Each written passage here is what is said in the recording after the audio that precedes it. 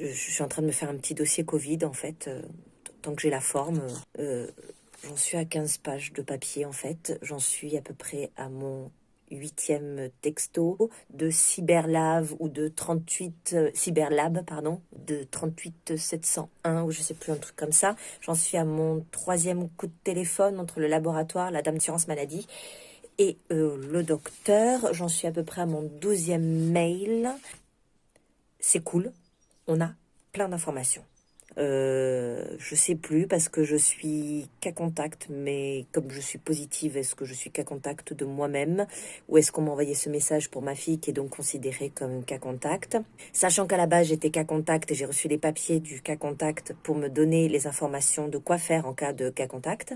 Maintenant que je suis passée de l'autre côté, que je ne suis plus cas contact, j'ai reçu donc les informations de quoi faire en tant que cas positif. Mais du coup, je reçois maintenant les nouveaux papiers pour ma fille qui redevient cas contact, mais cette fois-ci de moi-même. Mais comme c'est un cas contact dans le foyer, eh ben, ce ne sont pas les mêmes règles que quand c'est un cas contact hors foyer. C'est très simple.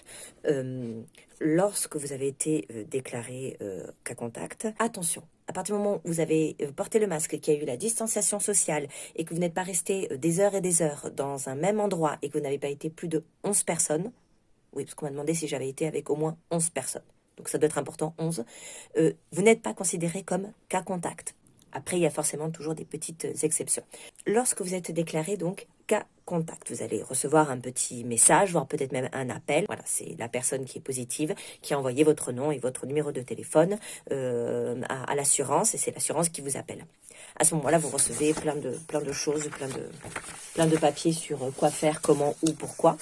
Eh bien, vous devez faire au plus tôt un test antigénique ou un test PCR. C'est la même chose, c'est le coton-tige dans le nez. Sauf que le test antigénique ne nous donne pas de précision sur le type de Covid que vous êtes censé avoir attrapé si vous êtes positif. Alors que le PCR, il vous donne plus de détails. Ce serait un petit peu comme faire un test de grossesse en pharmacie et faire une prise de sang pour voir si on est enceinte dans un labo.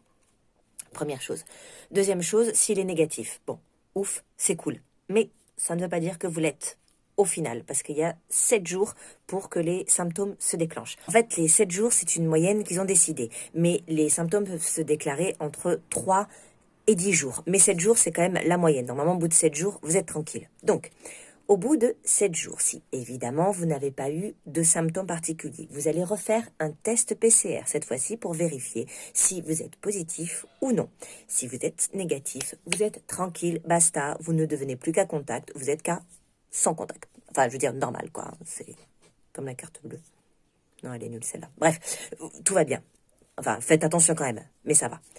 Par contre, si vous êtes déclaré positif, et ben là, à ce moment-là, vous passez en cas positif. Et donc, à ce moment-là, pendant toute la semaine d'isolement où vous étiez censé voir personne, eh ben, vous allez donner le nom des personnes que vous n'étiez pas censé voir, mais que vous avez quand même vues, en fait, pour que eux deviennent des cas contacts. Et la boucle est bouclée, en fait.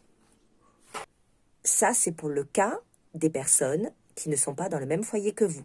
Donc, si vous êtes dans le même foyer que la personne qui est positive, à ce moment-là, la personne positive sans symptômes ou pas trop, disons que moi mon cas c'est que je suis pas trop avec des symptômes, j'en ai un peu mais pas trop, donc a priori je suis contagieuse pendant 10 jours. Donc pendant ces 10 jours-là, je suis en isolement chez moi. Il faut vous isoler chez vous.